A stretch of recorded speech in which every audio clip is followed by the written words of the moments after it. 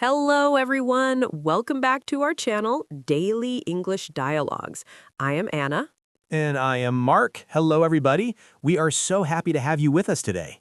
Today, we have a very special topic. It is a topic that many students ask us about.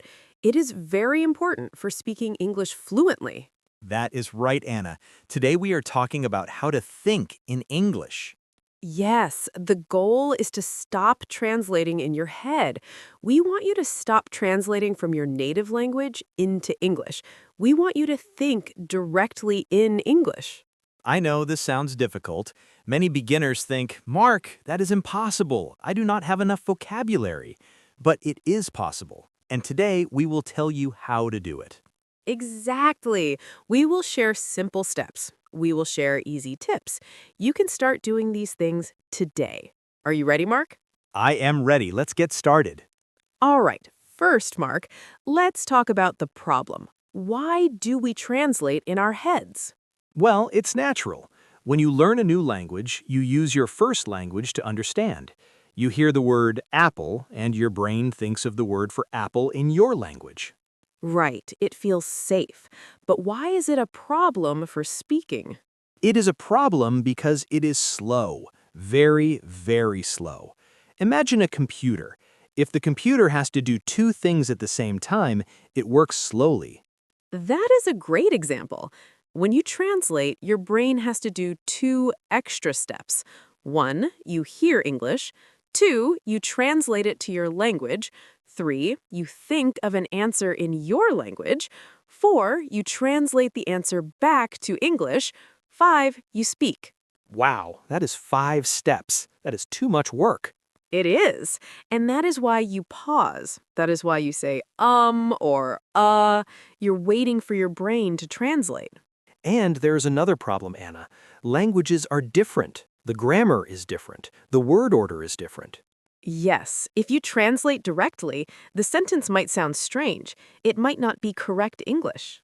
So thinking in English makes you faster, and it makes your English sound more natural. Exactly. So let's talk about the solution. How do we start? The first step is very easy. You do not need perfect grammar. You only need words, nouns. What do you mean, Mark? I mean, look around you.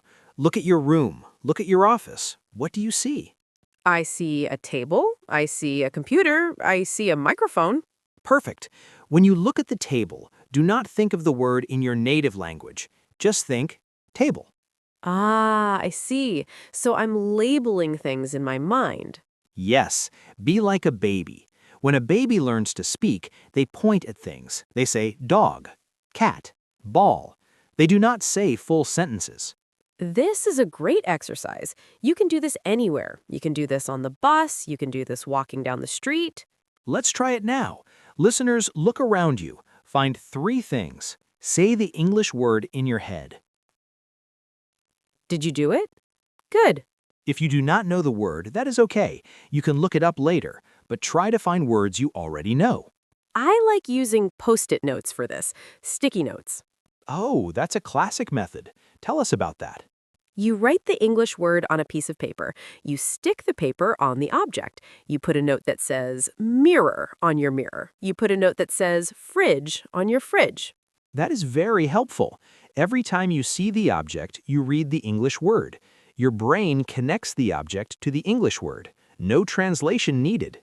Exactly. You skipped the translation step. You see the object and you think fridge. Okay, Anna. Step 1 is naming objects. What is step 2? Step 2 is thinking in simple sentences, very simple sentences. Subject, verb, object. Can you give us an example? Sure, let's say you're sitting on the sofa. Don't think a complex thought. Just think, I am sitting. I am sitting. That is easy. I am drinking water. I am reading a book. The door is open. I like this. You are describing your life. You are the narrator of your own movie. Yes, imagine your life is a movie. You are the voice telling the story, but keep it simple. Many beginners try to translate complex thoughts. They think, I would like to consider the possibility of consuming a beverage. That is too hard. Just think, I want water, or I'm thirsty. Keep it simple. Start small. If you try to think difficult sentences, you will go back to translating. Right. We want to build a habit. If you think, the sky is blue, that's thinking in English. It counts. So, listeners, try this tomorrow morning. When you wake up, think, I am waking up. I am brushing my teeth. I am making coffee. It sounds silly, maybe, but it works. It trains your brain to use English patterns. This leads us to my favorite tip. It's a little crazy, but it works. What is it, Mark? Talk to yourself, out loud. People might think we're crazy. Maybe, but do it when you are alone. Do it in the shower. Do it in your car. Do it in your bedroom. Why is speaking out loud better than just thinking? Because when you speak, you hear your own voice. You practice moving your mouth. It connects your brain to your tongue. That is true. And there's no pressure. No one is listening. You can't make a mistake. Exactly. If you make a mistake, nobody cares. You can correct yourself. What should I talk about? Talk about your plans. Today, I will go to work. Then I will go to the gym. I need to buy milk. Or talk about your feelings. I am happy today. I am tired. This traffic is bad. Yes, it helps you find words quickly. If you do this every day for 5 minutes, you will see a big change. I sometimes interview myself. You interview yourself, like on a TV show? Yes, I pretend someone asks me a question. So, Anna, what is your favorite food? And then I answer, well, I really love pizza because... That is fantastic. It prepares you for real conversations. It does, because usually people ask the same questions. Where are you from? What do you do? If you practice the answers alone, you'll be ready. Okay, Anna, this next tip is a bit harder, but it is very important for intermediate learners. I think I know what you're going to say. Dictionaries? Yes, dictionaries. Most students use a bilingual dictionary, English to Spanish, English to Chinese, English to Japanese. And you want them to stop.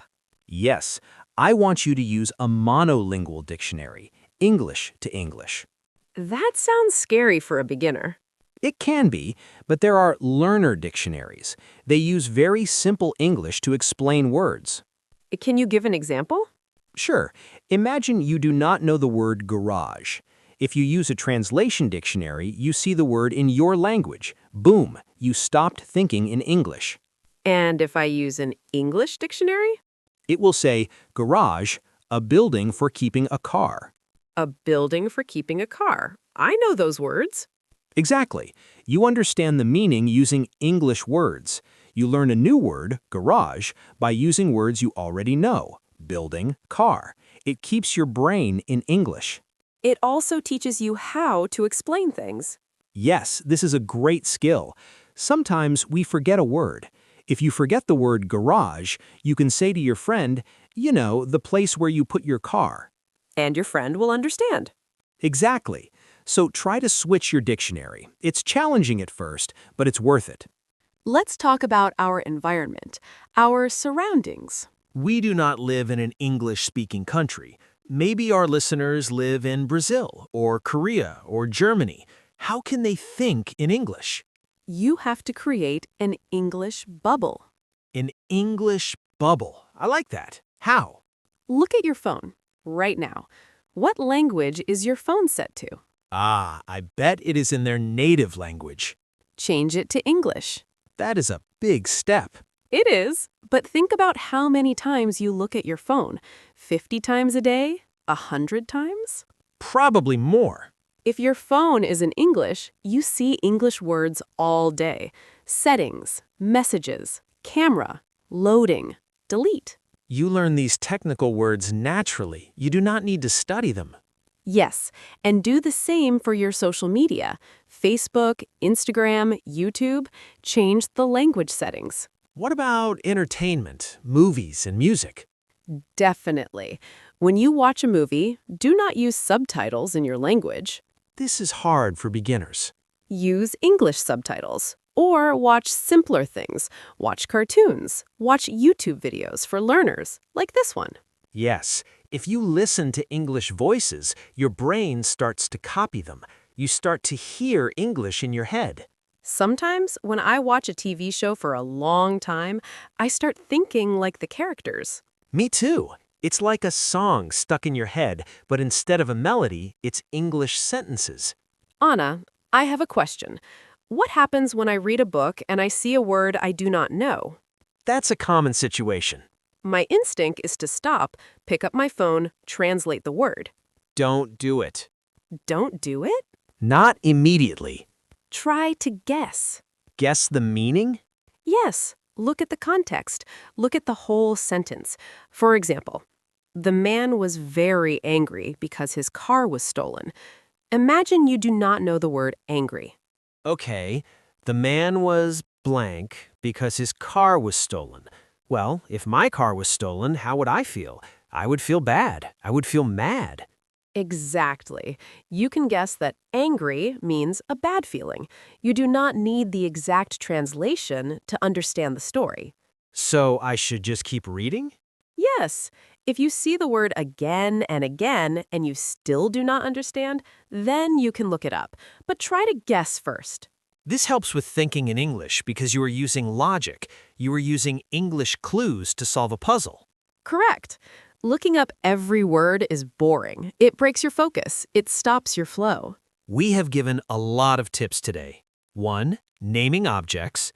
2. Simple sentences. 3. Talking to yourself. 4. Using an English dictionary. 5. Changing your phone language. 6. Guessing words. That is a lot. It might feel overwhelming. It is important to be patient. You cannot switch your brain in one day. No, it's like going to the gym. You don't get strong after one day at the gym. You have to do it a little bit every day. Maybe today you only name objects. That's fine. Maybe next week, you try talking to yourself in the shower. Do not stress. If you find yourself translating, do not be angry. Just say, oops, and try to think the English word. It's a journey. Even advanced speakers sometimes translate when they're tired. That is true. But the more you practice, the easier it becomes. Eventually, you won't realize you're doing it. One day, you will speak a sentence and you will realize, wow, I didn't think about that. It just came out. That's the best feeling. That's fluency. Before we finish, Mark, let's do a little practice session with our listeners. Good idea. Let's practice the simple sentences technique. I will say a situation. Mark, you give me a simple English thought for it. Listeners, you try to think of one too before Mark answers. I'm ready. Situation 1. You are drinking hot coffee. It tastes very good. What do you think? I think this coffee is hot, or I like coffee. Perfect. Simple, direct. Situation 2. You are waiting for the bus. The bus is late. You are looking at your watch. I think, where is the bus? Or I'm late. Good. Situation 3. You are walking outside. It starts to rain. You do not have an umbrella. Oh no, I think it is raining, or I'm getting wet. Excellent. You see, you do not need complex grammar. I'm getting wet is a perfect English thought. You do not need complex grammar. I'm getting wet is a perfect English thought. Listeners, did you think of similar sentences? If you did, congratulations. You are thinking in English. Well, Mark, I think that's all for today. Yes, we hope these tips help you stop translating and start thinking in English. Remember, start small. Name the things on your desk. Describe what you are doing. Change your phone to English and talk to yourself, even if you feel silly. If you liked this episode, please give us a like. It really helps the channel. And subscribe to Daily English Dialogues for more easy conversations. Click the bell icon so you know when we have a new video. We want to hear from you. In the comments, tell us which tip will you try first. Will you change your phone language? Will you talk to yourself? Write your answer in English. No translating. Thank you so much for listening. Keep practicing, and we'll see you in the next episode. Bye, everyone. Have a great day. Goodbye.